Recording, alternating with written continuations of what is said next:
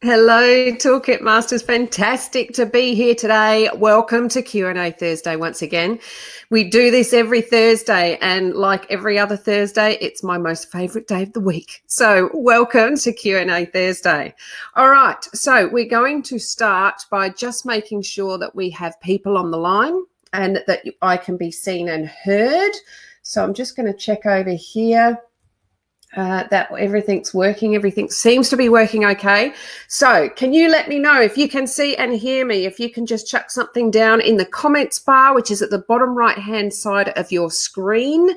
You will see type your message. If you can just type in there that you can see and hear me, that would be fantastic. And then we could continue. So while you're doing that and while I'm waiting for people to tell me that they can see and hear me, yeah, everything should be on. Just letting you know that I am out of the office today, as you can probably tell from my surroundings. I've moved house and I have been displaced out of my work office. So until I make a new work office, this will have to do. But hey, the webinar must go on, right? We can't just willy-nilly just turn things off.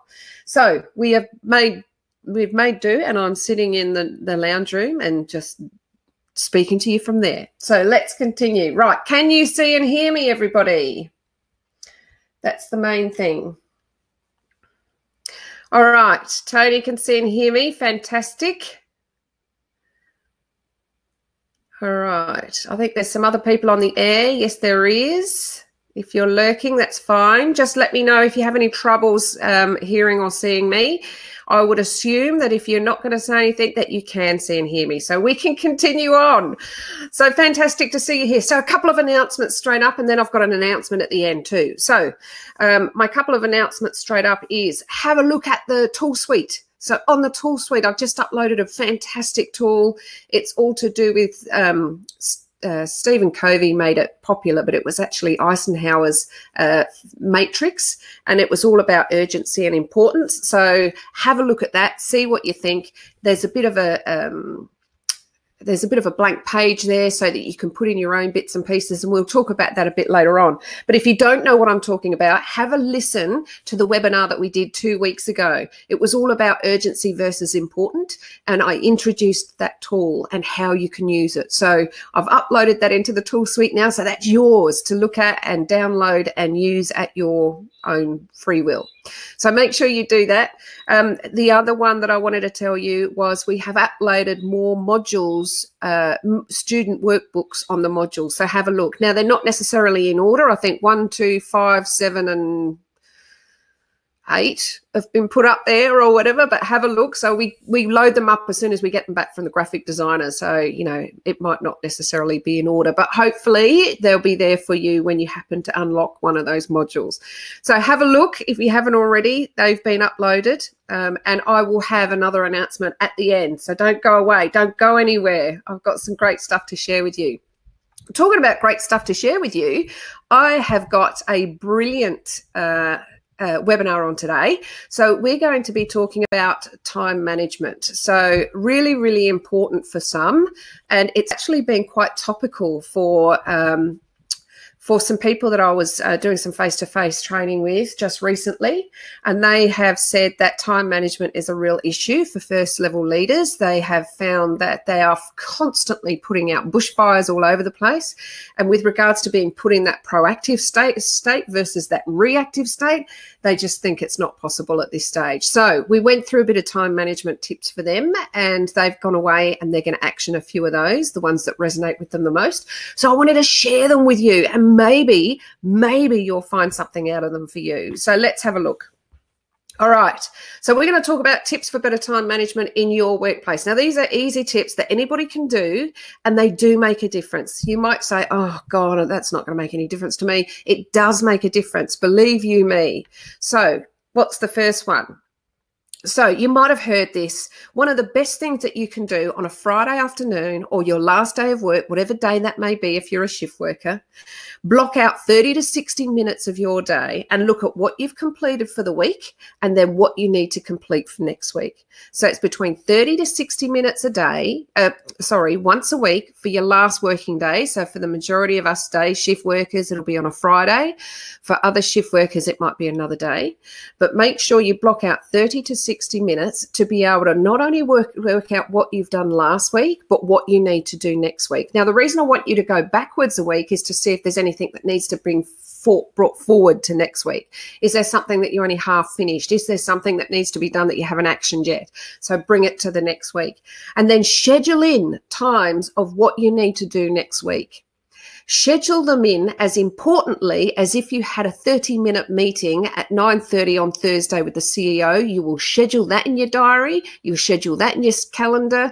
It doesn't matter what it looks like. It could be Outlook. It could be on your phone. It could be on a piece of paper. It could be in a diary. Doesn't matter how it looks. Whatever works for you, make sure you schedule your weekly planning in advance.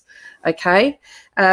Doing this on a Friday or your last day of whatever your working week is has two benefits. The first one is it allows you to relax over your weekend. So over your time off, you can already know that your week is planned. So that's already sorted. So you don't have to keep constantly thinking, oh, I've got to do that. Oh, I've got to do that. Oh, I've got to do that. It's already done. So you can actually switch off and renew and regenerate, which is what that time off is for. And the second thing it does for you is that when you show up on your first day of work the next week, whether it be the Monday or any other day as your first day of work, you can jump right into your first scheduled task rather than spending time trying to plan, what have I got to do? What's the best thing to do? How do I prioritize this? You've already done it. It's already done. It's there in front of you. So this is a really, really handy way to try and get on top of things and be a little bit more proactive with your week. And there's a number of things that it helps with as well, which we'll work out down the track during this conversation. But anyway, so first thing, every last day of every week, whether that be the Friday or any other weekday or weekend for that matter, if you happen to work weekends, whatever your last working day is for that week, schedule 30 to 60 minutes to plan the future week and put in there time slots of when you need to do things. And we'll talk about those time slots a little bit further. But yeah, make sure you do that. Okay, so what's our next one? I've got 9 tips for you here. So that's the first one. The second one, when you're putting these things in your schedule, make sure you start times, end times, and during times. So what do I mean by that? So they should be clearly defined with a start time. So at 10 a.m., I'm going to start project XYZ.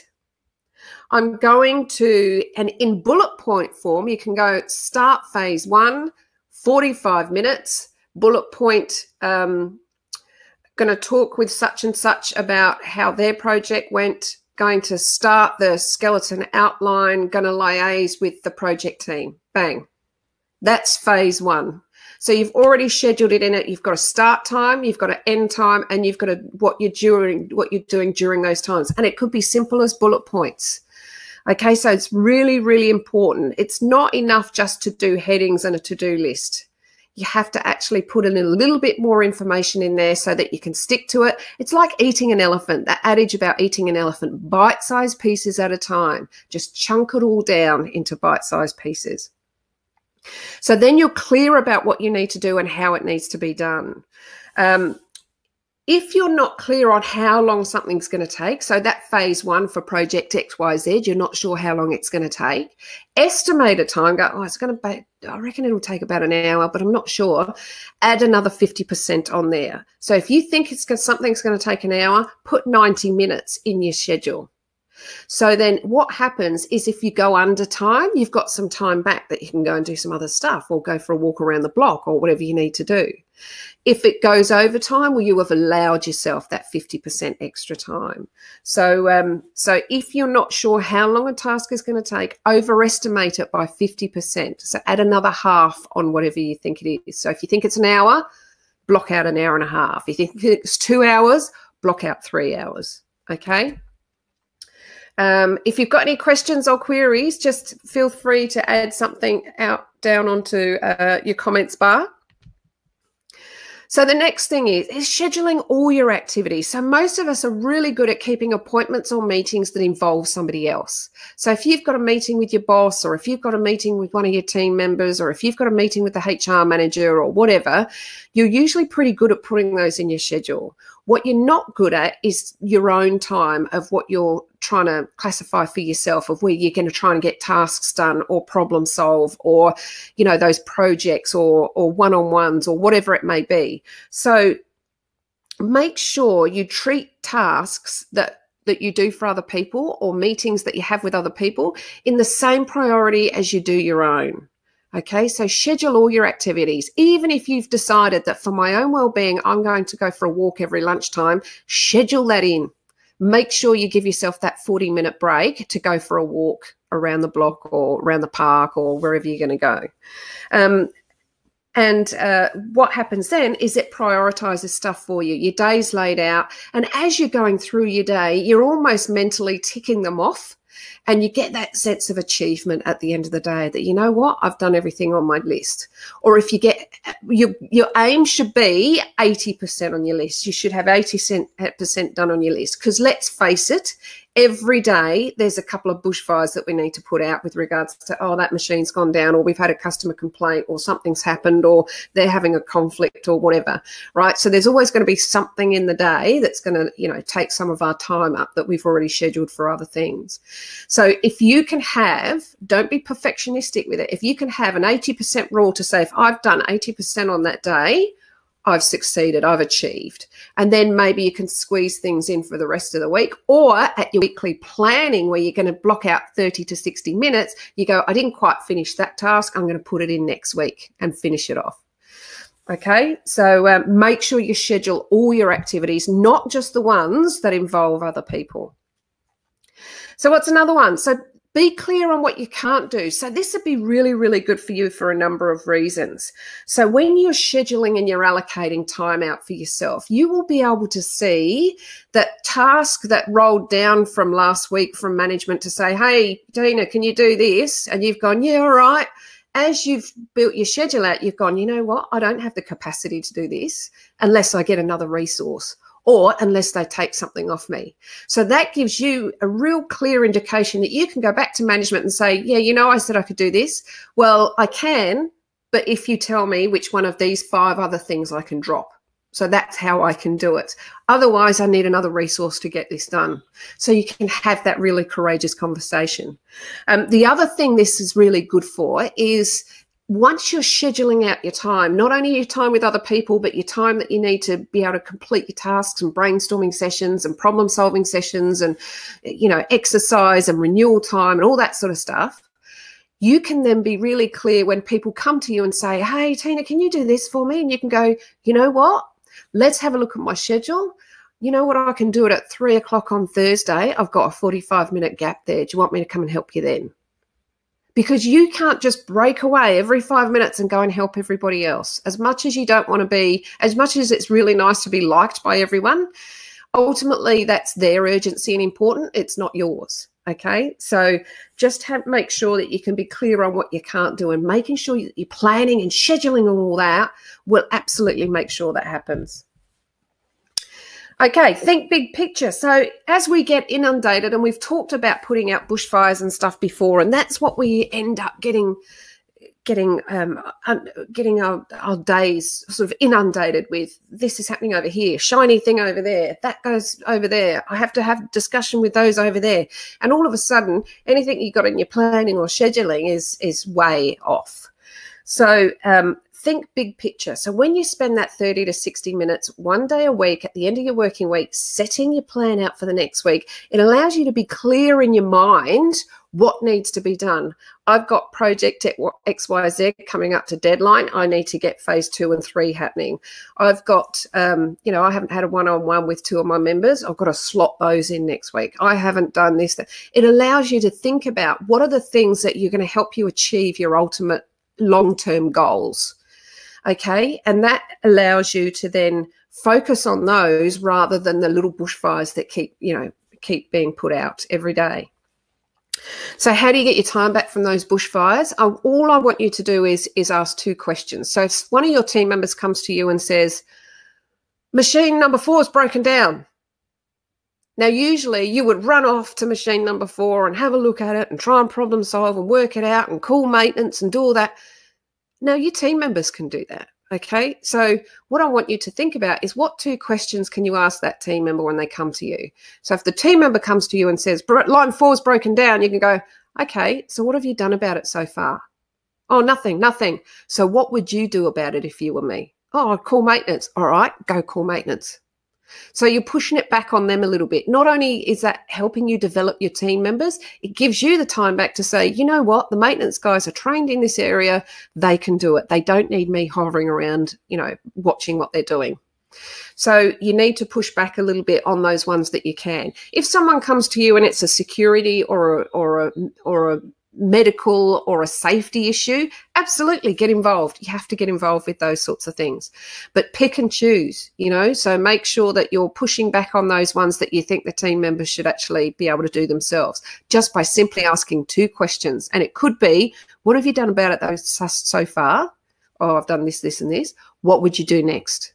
Or what would you do if you were me? And then, maybe they can come up with some answers for you. And if you keep doing that, they'll stop coming to you and they'll start thinking for themselves. So be really clear on thinking big picture. What else have we got? Okay, so I did mention to you about the urgency versus important grid that we talked about 2 weeks ago on these Q&A webinars. So have a look at the unlocking portal, the second from the bottom tab. I reckon it's second from the bottom. Yeah, because the bottom one is Tool Suite. Second from the bottom tab is all about the webinar replay. So go back for 2 weeks ago and you'll see the urgency versus important, your Eisenhower's. This is Eisenhower's matrix, but Stephen Covey did make it really, really popular. So what we want to do is quadrant 2, we want to open up and enlarge as much as possible, because quadrant 1 is all about those last minute firefighting stuff. So it could be, if you're going to uni, it could be that paper that's due tomorrow that you haven't done anything about. Or it could be that problem solving that you haven't done even though you knew about it 3 weeks ago. So it's leaving everything to the last minute, so everything becomes urgent and important. So what we want to do is try and diminish that by enlarging quadrant 2. Now, quadrant 2 is all about this planning, scheduling, bite-sized pieces, getting bits done as we go, so that you don't end up in quadrant 1, running around like a headless chook. Okay, so we want to increase that quadrant 2. Quadrant 3 is all about someone else coming into your office and saying, hey, can you help me with this? Oh, I don't know Excel. Oh, can you help me with this spreadsheet? Oh, I don't know how to do PowerPoint. Come and help. That might be their urgent important. It's not yours. So you want to try and diminish those as much as possible. And if they come into you, you can show them your schedule and say, look, I've got, 3 p.m. Thursday, I've got a break. But other than that, I am chockers. So you need to be a little bit tougher with that. And quadrant 4, that's all you're watching cat videos on the internet, so all those sorts of things that probably don't mean a great deal, and they can't be diminished completely, because sometimes we need that downtime where we're surfing the net or watching our favorite Netflix show or whatever. Absolutely. But try and bring it down to about 5% of your full 24-hour period, right? So try and bring it down to about 5% of that. So what's that? An hour or two or whatever. So what you've got there is you want to elongate and enlarge quadrant 2 and diminish the other ones, but you won't diminish them completely. Just make sure that they're a lot smaller. And as I said, there's a tool in the tool suite now that you can download and have a look at. And maybe you can take all your weekly activities that you've got now, put them in where you think they are currently, and then maybe you can swap things into quadrant 2 and plan for them a little bit better than what you have in the past. All right. Another one, this is really, really important. When are you on fire? When are you at your most positive? All right. So for me, I know it's first thing in the morning. So when I get up in the morning, I know I'm full of energy. My head's clear. I can think complex tasks. I can do stuff. Then by about 1 p.m., I'm almost brain dead. Right. So I need to make sure that any complex tasks or, you know, bits and pieces that I need to do that in the morning.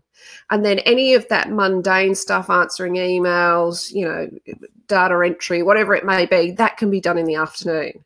So work out when you are on fire. I worked with a great lady who, she was on fire in the afternoons. So we worked really well together. I'd get in there and do stuff in the morning. And then when I was slowing down by the afternoon, she was just ramping up.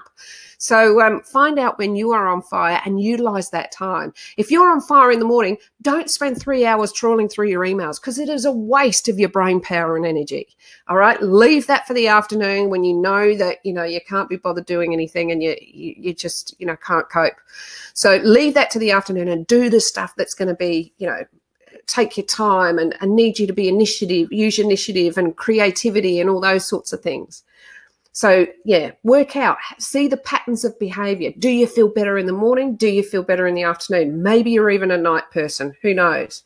But find out when you're on fire and utilize that time. So don't let your emails control you. So this is a really good one, because our email alerts are going off all the time. And not only do they have little buzzing or alerts or things on our phone, but they actually turn up on your screen so you can have a little quick glimpse of what's going on, which is a real pain. So what I want you to do is not be at mercy with your email notifications and responding like, you know, immediately. What I want you to do is have specific times of when you're going to handle emails if you can. So have a 30-minute block one part of the day, and then a 30-minute block maybe at the end of the day. And that's when you're going to handle emails. The other thing I want you to do is, as you know, if things come into your email and they say, oh, can this be done on Thursday at 3 p.m? You don't even have to read anymore. If you see Thursday at 3 p.m, bang, cut and paste that, stick it in your schedule for Wednesday lunchtime. Because you don't have to think about it today, because it's not due till Thursday. So put it in your schedule for the day before, so you can read it, have a look at it, action it, read whatever minutes or whatever if it's a meeting, and then be prepared to go. But at least you haven't sort of wasted some time on this day that's already scheduled for. All right, so that's about it for email. So remember, it's really, really easy for us to get caught up in emails, and they are the biggest time waster. So get rid of them. The other thing is, if you're getting a load of crap and junk in your emails, if you're getting stuff from, you know, shops and stores and Domino's and fast food joints and all that, unsubscribe from them, honestly, because they're just going to clog up your email, and it's going to stress you out and overwhelm you. So try and unsubscribe to as many that you don't use as possible. And last but not least, this is an interesting one too, is make yourself the boss of your schedule. So once you have your schedule in place, follow it. Make sure you follow it. Plan your work, work your plan. So you're going to plan your work. That's your first step. And then you're going to work to the plan. Okay. If something comes up that's displaced something in schedule, just simply put it back in there for the next week or to handle it another time. Make sure it's movable. If it's not movable, do not allow yourself to be distracted. Once you've got your schedule, it's up to you to be able to alter it. You're not a victim of it. Remember, it's not controlling you. You are controlling it. So you can have the flexibility to move things around to suit you. If you usually go for a walk every lunchtime, and Sally from the other office has said, hey, do you want to have a chat? You haven't caught up for a while. Have your walk at 3 p.m. and go and have a chat with Sally, because it's important to build those relationships. So make sure that you're the boss of your schedule. Don't be a victim of it, okay? Make sure you move things around as what you can. All right, I think that's about it. So what do we think? Is it something that we can do? Can we follow this stuff? Are we able to be able to plan what we do and make sure that we follow our schedule and don't be a victim to it, but enable us to, you know, push back when we can?